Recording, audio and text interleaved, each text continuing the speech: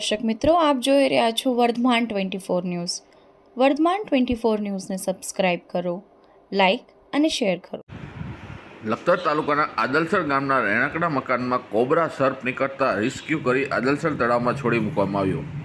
વાતાવરણ ગરમીના પ્રમાણમાં વધતા વિશ્વના બીજા નંબરના ઝેરી સર્પ કોબરા સહિતના સર્પ બહાર નીકળવાના બનાવ બનવા પામશે. સમગ્ર વિશ્વમાં ગ્લોબલ વોર્મિંગના કારણે ગરમીનું પ્રમાણ દિવસે ને દિવસે વધતું જાય છે. તેની વિપરીત અસર માનવજાત સહિત શાસ્ત્રોમાં વર્ણવેલ 84 લાખ જીવ ઉપર થઈ રહી છે. હાલ ઉનાળાની શરૂઆતથી જ ત્યારે ગરમીનો પારો 38 ડિગ્રીની આજુબાજુ પહોંચ્યો છે. જેમ જેમ ઉનાળો આગળ વધશે તેમ તેમ ગરમીનો પારો ઊંચો જતો જશે. આથી માનવજાત સહિતના પશુ પક્ષી સરીસૃપને ગરમી સહન કરવી પડશે.